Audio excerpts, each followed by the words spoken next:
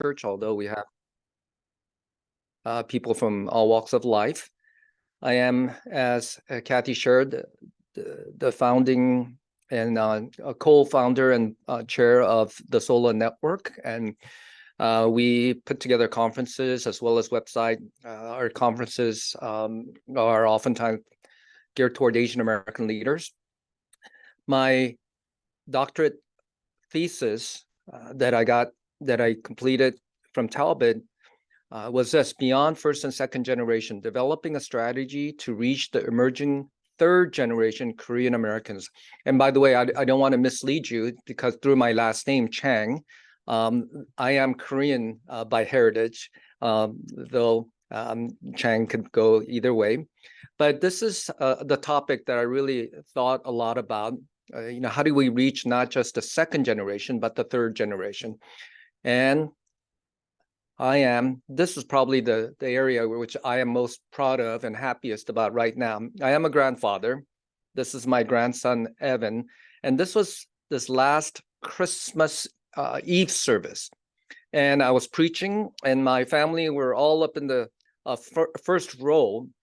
And while I was teaching, and I got into this one part where I am talking about unconditional love and how it is sometimes harder to love as a parent, but easier to love as a grandparent. And I talked about how I loved my grandson, Evan. And just when I was talking about that, he decided to climb up onto the stage to where his grandfather was. And so I took him by the arm, talked about my unconditional love for my grandson. He just stayed in my arm for a few seconds, and then he decided that he's going to go back down. It was a pastor's dream. My guess is that there are three things that are true of you. That you care for the youth. That's why you're here on a Saturday on a Zoom meeting. Secondly, you are English speaking. That's why you chose this particular session. And thirdly, you have a conflicted relationship with the immigrant church, the Chinese church. If you are primarily English speaking and you are at this conference, there's a likelihood that you are English speaking, but at a Chinese church, and that presents all sorts of conflict within you. I'm going to say a lot more. There are a lot more that we can talk about in terms of practical applications and such, but I'm going to leave that to the other speakers. And my charge and my goal for today is to talk a little bit more about what it means to work within the immigrant church. I'm going to talk about three problems: the problem of competing mission, the problem of confusing relationships, and the problem of the youth in the crossroads of all of that. And so the problem of competing mission, okay? So that's my first point. Every organization has a mission. The reason why it exists, every organization has a problem that they're trying to solve. Wycliffe Bible translators have this mission: serve with the global body of Christ to advance Bible translation and work together so people can encounter God through his word. Parts of the world, they don't have the Bible. So Wycliffe says, this is what we're trying to solve. This is the problem we're trying to solve. And this is why we exist. China Inland Mission's mission used to be reach the inland provinces of China with the gospel. Hudson Taylor took the gospel not simply to the shores of China, but inland where the gospel did not exist. My church, Living Hope Community Church, has this tagline, a vision statement: a church to call home, with a lot of the second, third generation minorities, Asian Americans, feeling like they don't really have a place where they can call home. Living Hope strives to be a church to call home. Now, your Chinese immigrant church may have something like this: a mission, a gospel-centered church that Chinese immigrants can call home. So every organization has a mission, the reason why they need to exist and should exist. I would say this. Now, one of the biggest reasons, if not the biggest reasons, why English churches and their immigrant churches or English and Chinese congregations conflict at times. It's not necessarily the language difference, the cultural differences, leadership style, politics, or theology. I would I would like to say that probably the biggest point of tension between the Chinese-speaking congregation and the English-speaking congregation is that they are headed toward different destinations. They are headed toward different destinations. They have different missions. They have there are two different reasons why they are existing. So let me show you an image.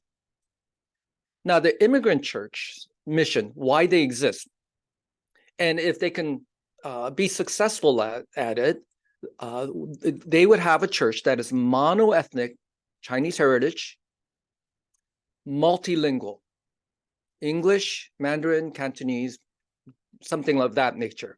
Now, the English congregations or the English church, if it had a mission statement, it would be something like this.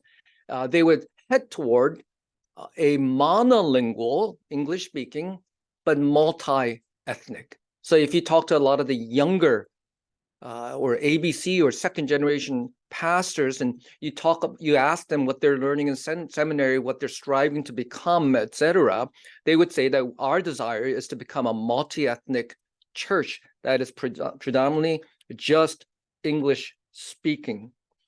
And so the reason why oftentimes English congregations and Chinese heritage, Chinese speaking congregations conflict, it's because they're headed toward a different destination. They're building off of different blueprints, if you will. Now, organization not only has its mission, but it has ministry, meaning they do things in order to accomplish that ministry. So, for example, a Wycliffe Bible translator would go into a remote part of the earth, of the world, and in order to build rapport with the people, they may open up a school or a cafe or something. But cafes aren't their business. Their business is translating the Bible. When China Inland Mission went in, they would learn the language, but language learning wasn't the goal. They learned the language so they can share the gospel with the people there. Now, for an immigrant church, these are some of the ministries that they develop in order to sustain the mission. They need to recruit teachers who are English speaking to disciple the children of the immigrant families. They would create space for their second generation adults, and they would engage in the multi-ethnic community around them through the English-speaking children. And so these are ministries. And so although they have competing missions, they sometimes can get along because they overlap and they help one another in terms of ministry.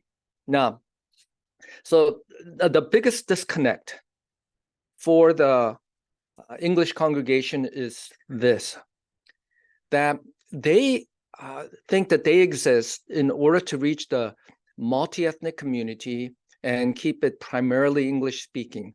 But what they don't realize is they exist in order to fulfill the immigrant church's mission, which is to reach the immigrant families.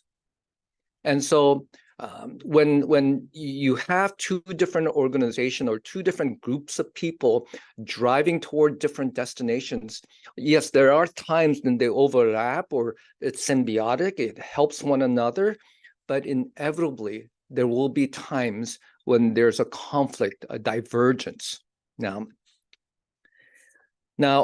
let's go on to the problem of confusing relationships. So when you're in a car driving together, one group thinks that we're going to head toward a monoethnic, multilingual setup, And the other group believes that we should head toward a multi-ethnic, monolingual organization.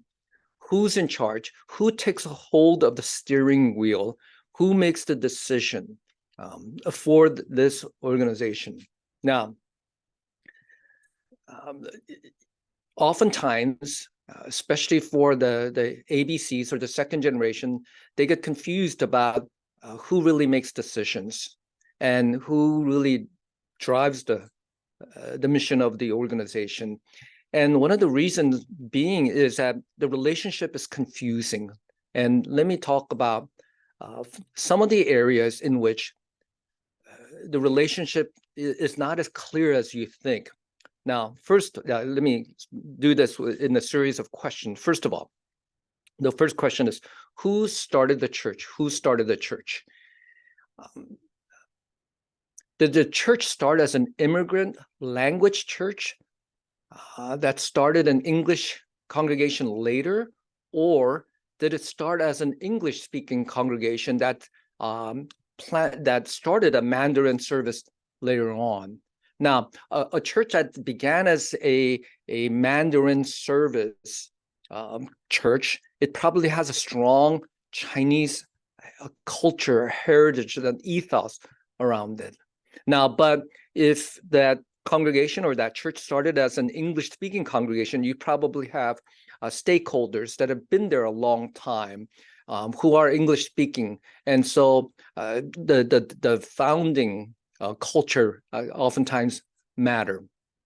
Now, if the immigrant church mothered the English congregation, there's a strong chance that it is not a co-equal relationship, but a mother-daughter relationship. That the Chinese language congregation feels that they are the parent or the mother of the English congregation. Even if there are oftentimes no like biological relationship between the two. So even if in the English congregation, they say, well, my parents don't go to the Chinese language congregation, but they still feel like you are almost their child because they birthed you. Now, the second question is, who paid for the property? Who paid for the property?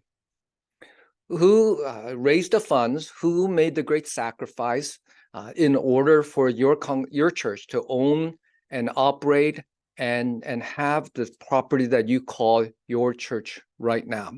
Now, oftentimes, it's the immigrant church that started earlier because that's where oftentimes a Chinese heritage church would start. And the sacrifices of the aunts and uncles who were there earlier, they are the ones who sacrificed and purchased the building, the property, and they're the ones who are sacrificing in order to maintain it. They care about the property more. And you can talk about different kinds of setups in the church, but oftentimes the people who remember what it was like to have a rental and really sacrifice in order to build the building, care more about fixing the overflowing toilet.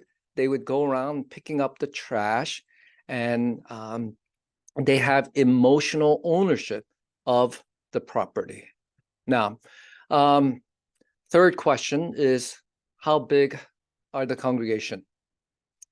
If the immigrant church is bigger than the English church, both culture and attitude toward the English church may not be that of co-equals, but a senior partner and a junior partner.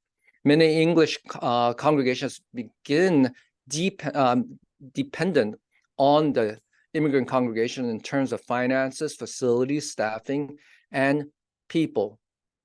Have you arrived at a place where you can actually become fully independent as an English congregation without the need of the immigrant congregation in any way? And if that's not the case, you're still dependent. You're like an adult child that's working part-time, living in your parents' spare bedroom.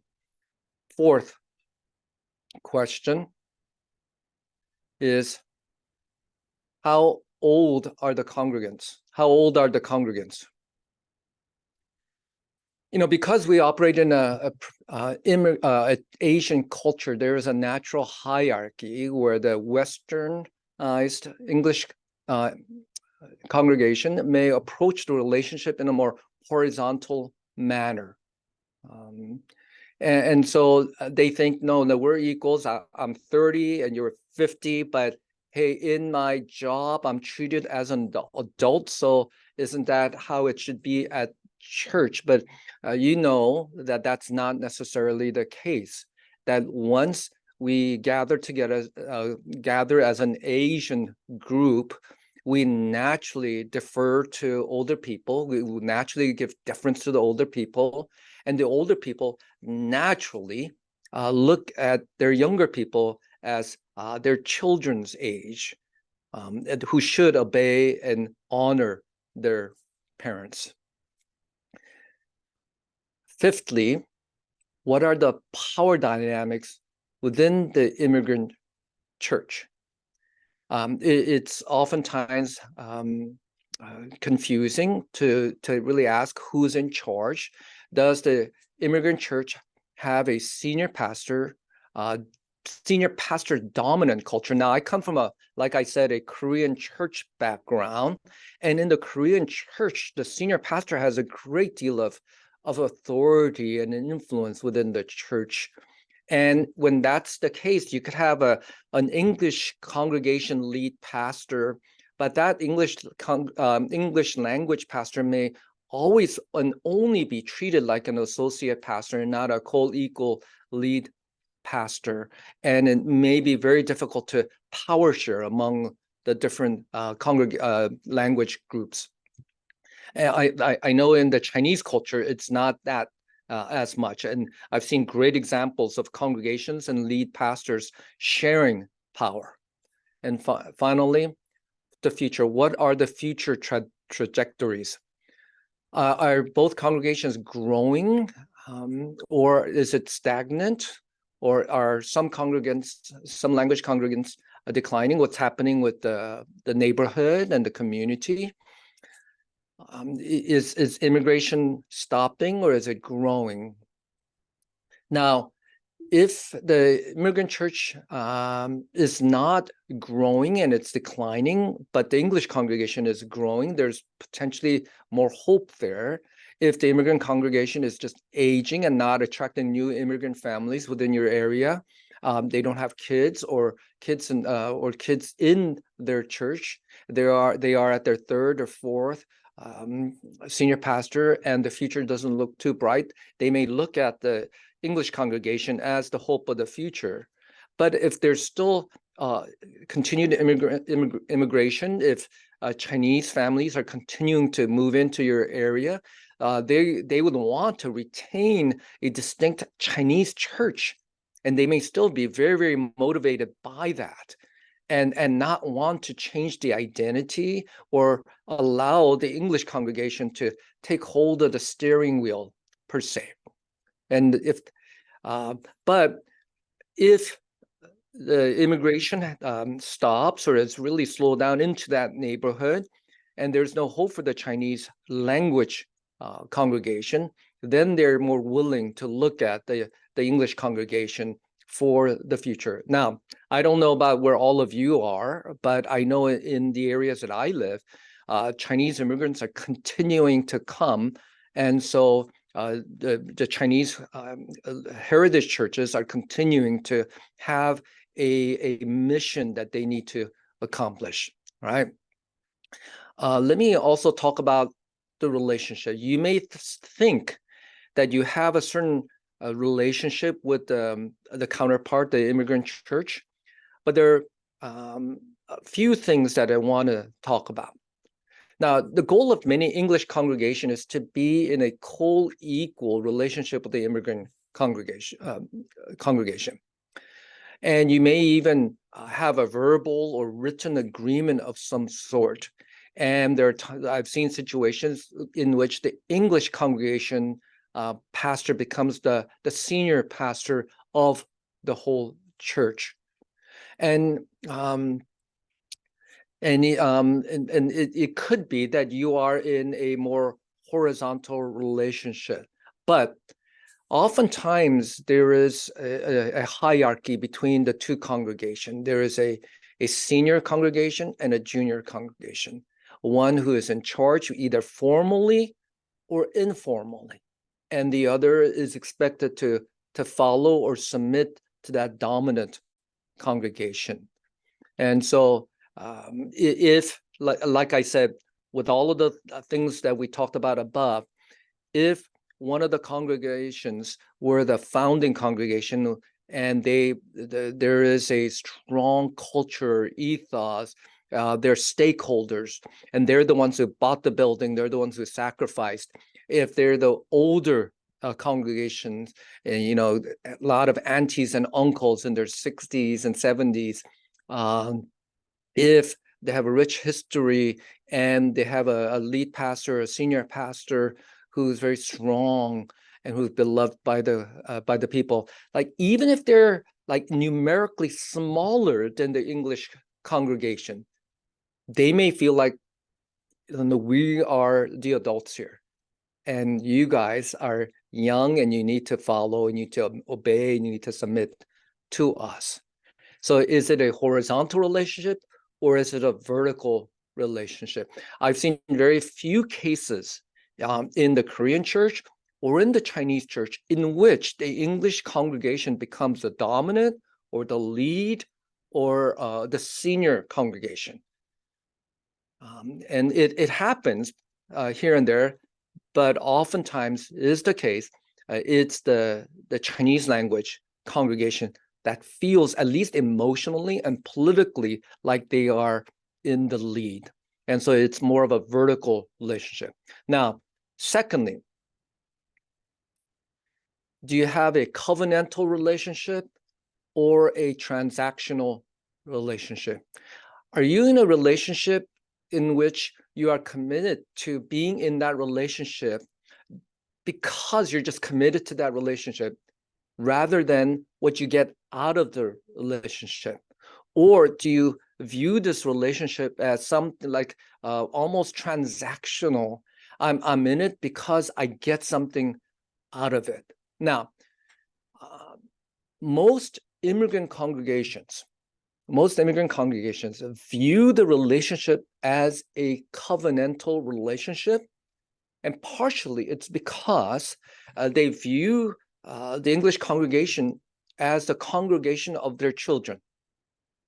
So whether they have their biological children there or the English congregation members remind them of their children, they're committed to that congregation and as almost a parent would to a child.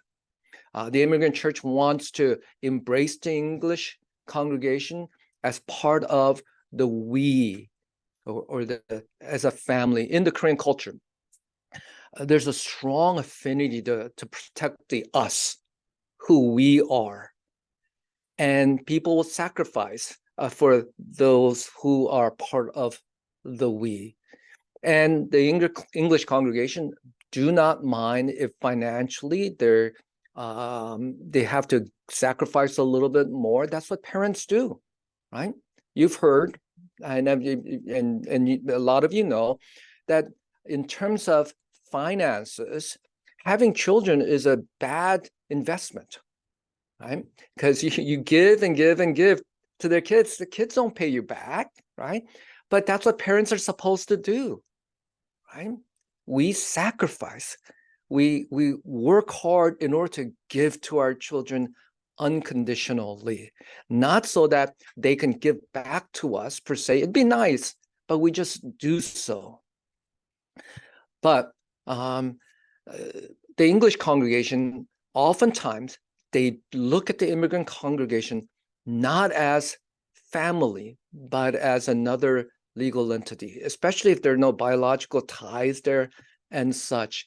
And so because there's no familial ties, relationship, commitment, they view this relationship as a transactional relationship. How does being with this Cantonese-speaking congregation, how does it help us for the future? What do we get out of it? And they're thinking transactionally instead of covenantally, right?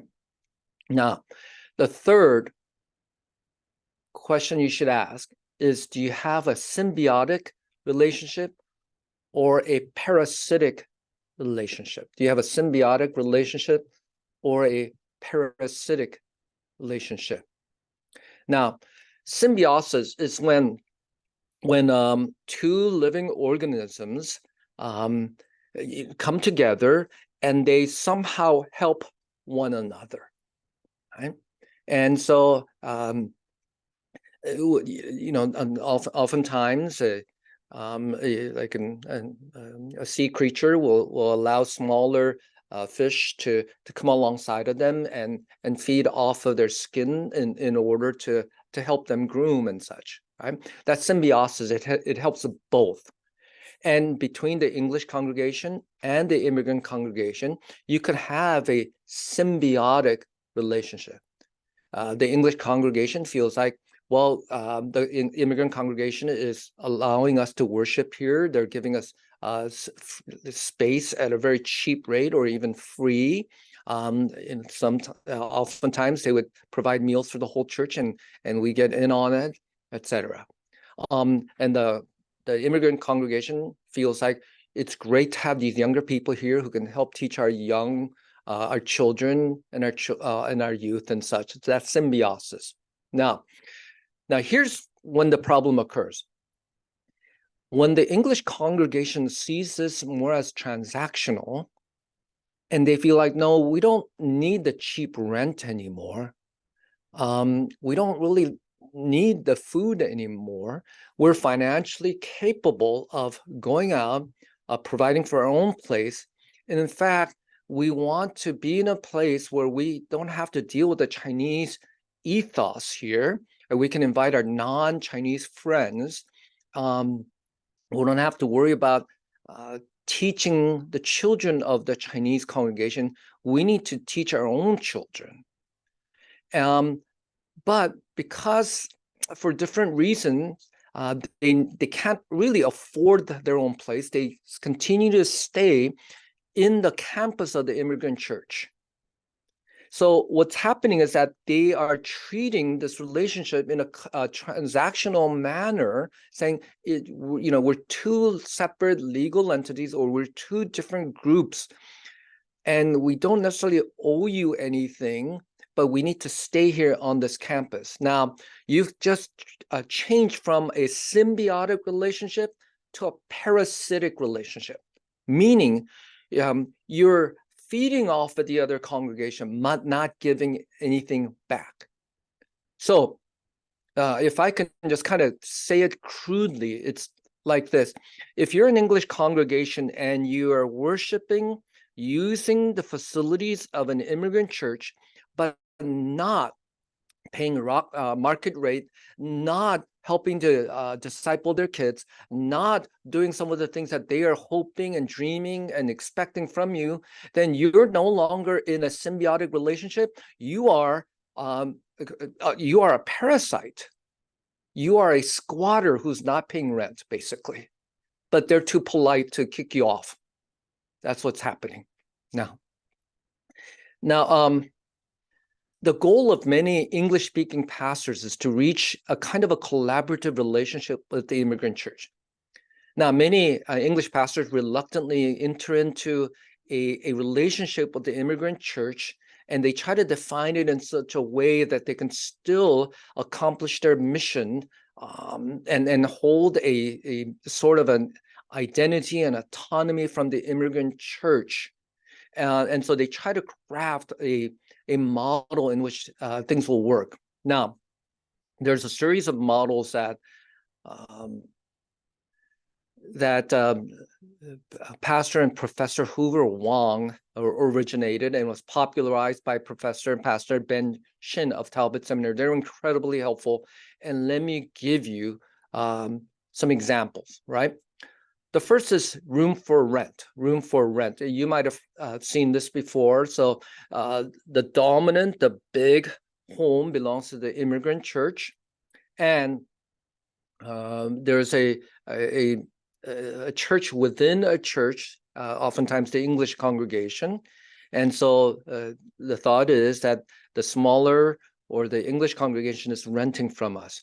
Secondly, it's the townhouse model, where there are two churches and they share a wall.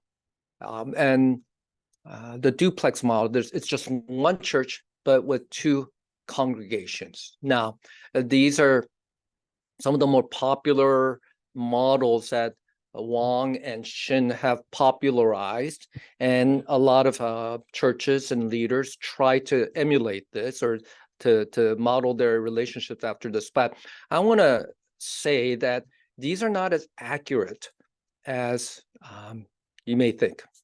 First of all, instead of room to rent, I would like to say that it's more room for adult family, room for adult family. So if an English congregation is renting, let's say, if a second-gen English-speaking Chinese heritage congregation is renting from a white majority church, for example, that would be more like a room for rent.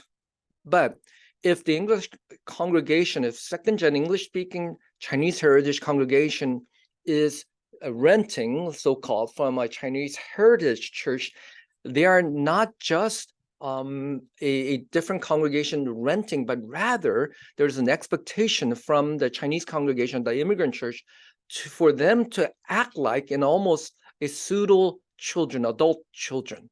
Will give you less than the space from less than market rate, but there's an unspoken expectation that you'll help babysit our kids, you'll help disciple our kids, etc.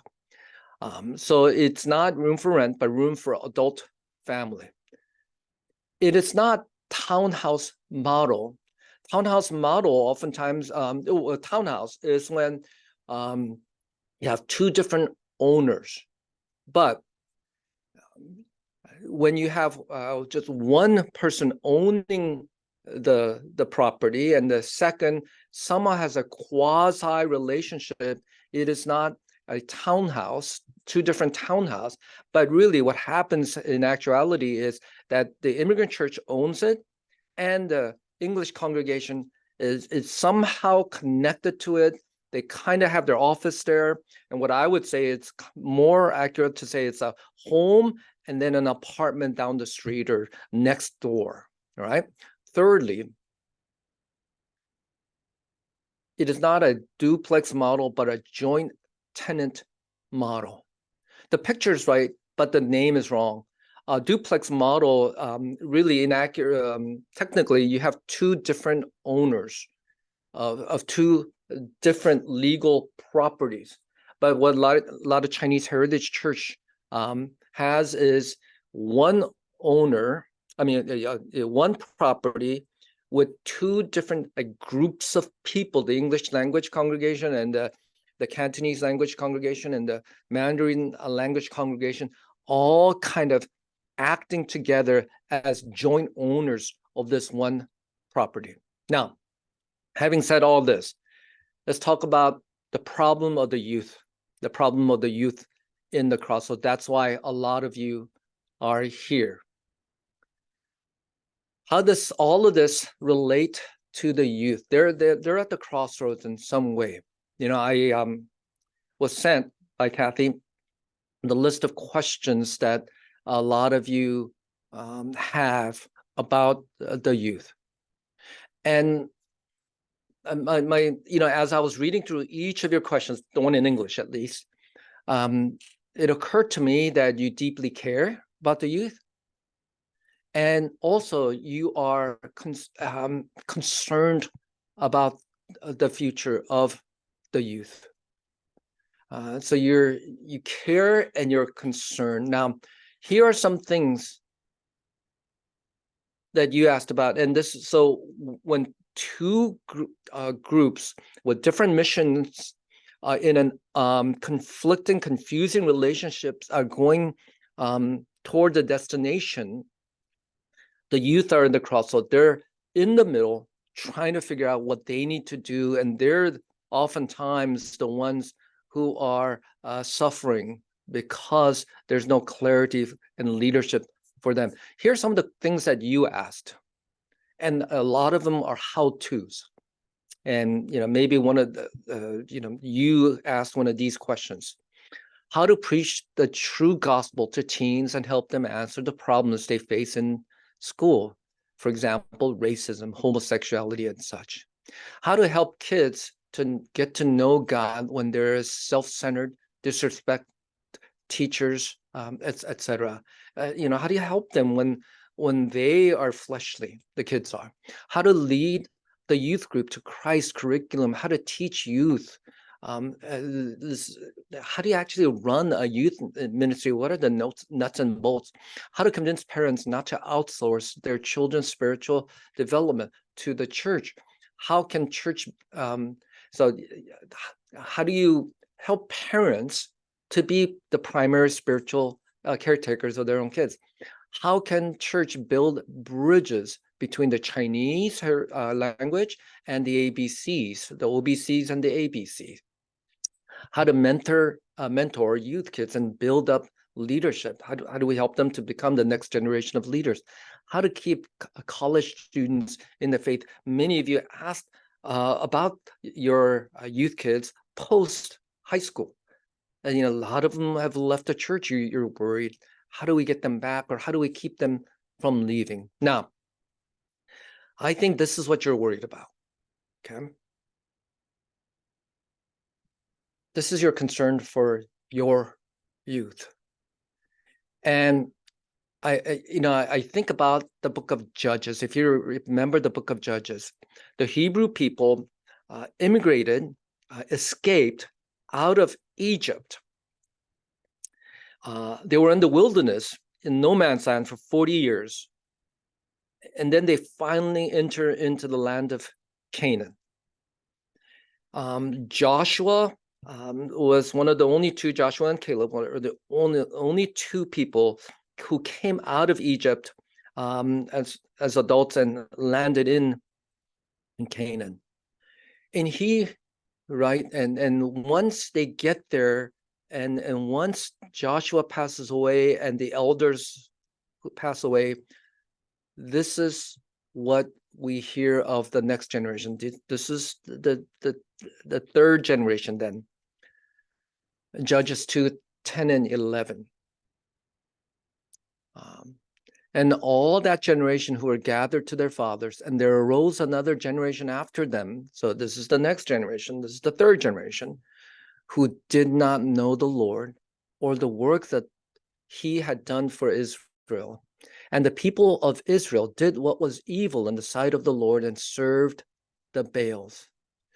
And it wasn't that they were irreligious or overly immoral. It said that they had. It said that they had a religion. They just did not worship the Yahweh God, but Baal. And it wasn't that they were immoral, but rather in Judges 21:25 said, in those days there was no king in Israel. Everyone did what was right in his own eyes. This, I believe, is what you are concerned about. That when you look at the youth within the church, when you look at the youth of tomorrow, you're worried that they are going to be a generation that does not know God, and you are worried that they're going to do what is right in their own eyes. Hence the questions that you are asking. Now, let me tell you what's happening with your youth, what is true of your youth, whether you like it or not. First is that your kids, your youth, are becoming less influenced by their parents. Parents are having less and less influence on their own kids, right? So parents are probably the most influential group of people when they're kids or when they're babies, like the speaker that went before us talked about imprinting. So the parents are the most dominant influence when our children are very young, but as they grow older, because of the combination of culture the age and the times, they become less and less influenced by their parents.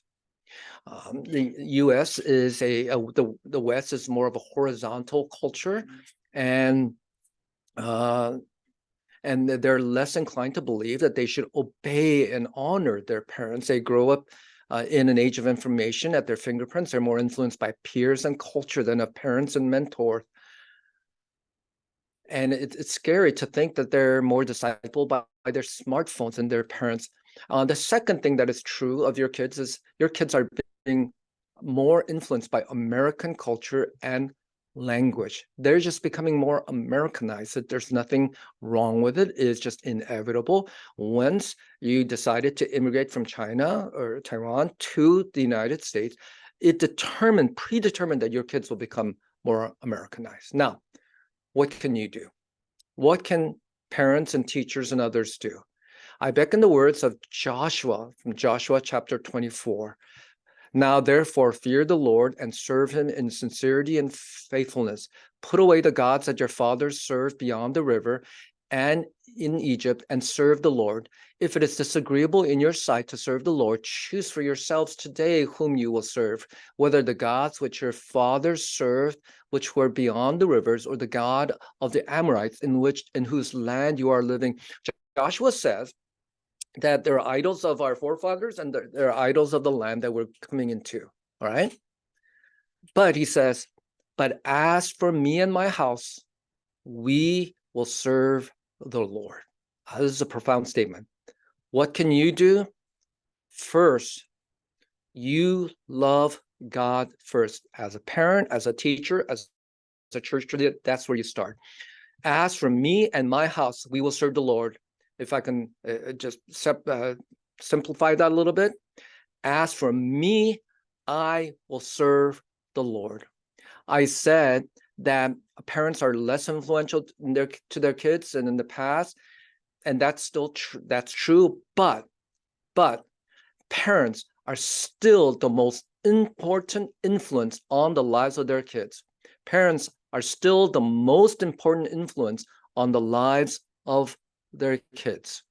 If you want your kids to be close to Jesus, you move close to Jesus. Help your kids to love God because of you and not in spite of you, okay? Secondly, you invest in others. Invest in others. Parenting is not a solo sport. You need others. And as others, you need to help parents, parent them. So whether as a mentor, as a leader, you come alongside of others. As a fellow parent, you help them. Don't say it's not my problem. I don't have kids, or my kids have all grown up. Even if you feel like culturally, linguistically, that you don't quite get it, still help. What can the church do? Let me quickly move on.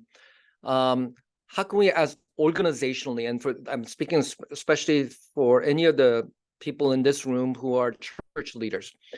The church, first of all, there are four possibilities, must embrace the mission of the immigrant church. We can't simply say, we need to reach the multi-ethnic community. And so if it conflicts with the immigrant church, well, that's tough. If we're going to stay with the immigrant church, we actually have to embrace their mission and in some way subsume our mission to theirs. Secondly, the English church must enlarge its mission to encompass the children of the immigrant church.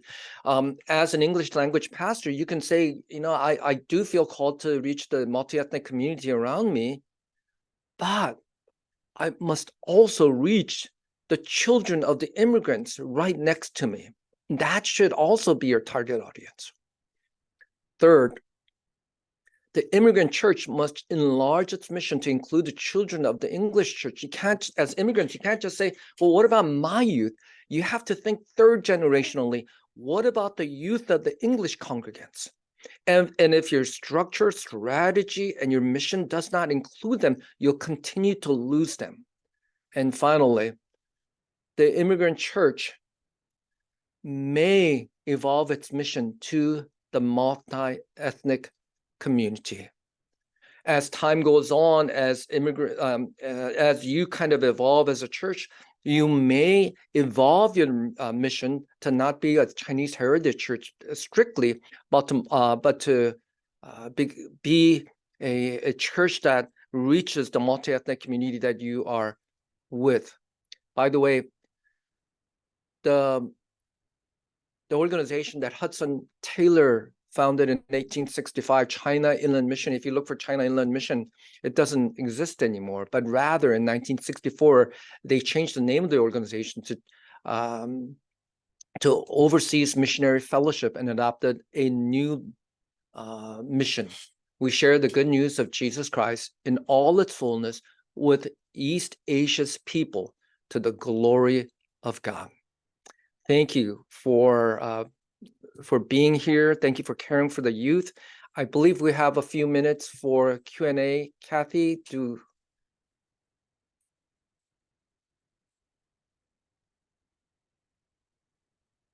how do we do this? This is Kathy, Yes. or Yes, we do have some time for Q&A. So far we haven't had any Q&A show up in the chat or on the Slido. Do you want to open it up for people to ask their questions verbally? Okay. Would anyone like to ask a question, whether it be on chat or verbally? Yes, Julio. Yes, I'm right in between of all your exposition because I'm not Chinese descendant and I'm not a white Anglo pastor. I'm a Latino. Right. And I just happen to be called, I believe God called me to work among a multi-ethnic church. When you were talking about the mission mindsets for both the mono and the multi-ethnic churches, I understood, or the way I understood was, maybe I'm wrong, that it is not possible to work in a parallel kind of approach and instead of going their own way.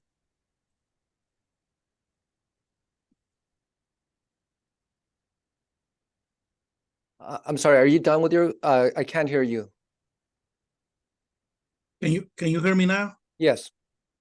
Yeah, well, basically my question is it possible for mono and multi mission mindset church to walk parallel and instead of walk separately? Right. And yes, I do believe so. I believe so, but it requires a lot more work because inherently in the two different organizations, inherently there's a propensity to drift, to drive one way or the other, right? And so if you're an English-speaking congregation, you just naturally think, well, why can't I invite a non-Chinese friend, coworker to my church? And why does there have to be like so much Chinesey here?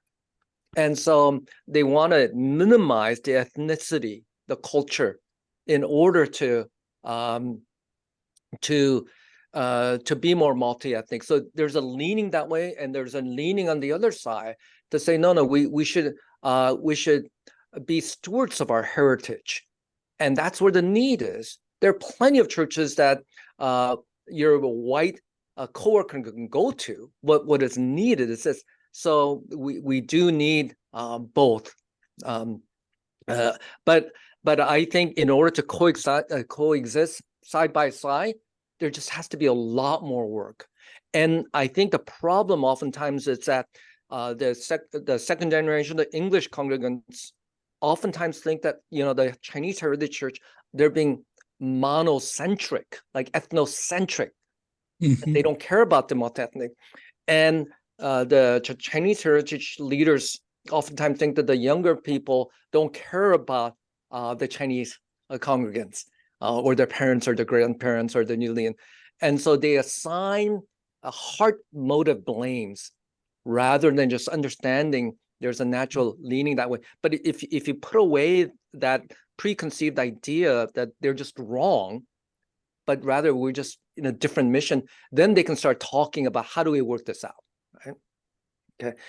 Someone asked, Milton asked, what do you suggest about the manga Bible series using Japanese manga comic book to style to reach youth?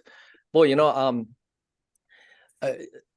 manga, anime, it's a huge deal right now. And, you know, like if younger people can tap into their creativity to reach the next generation with the gospel, I'm all for it. That's great. And Milton, if you have, is there a manga Bible series, Milton? If there is, I'd love to hear that, or you know, if there are people who are doing great work with that. Yes, there is, and it's published by Tyndale Publishers. Oh, okay. Wow. That's great. I hope, yeah, and you know, oftentimes those who are in charge of institutions or organization or the churches, we're behind time. Yeah. This window is going to close in about 3 seconds. Thank you so much. And watch for that Telegram link at the end of the event for further discussion. Thank you.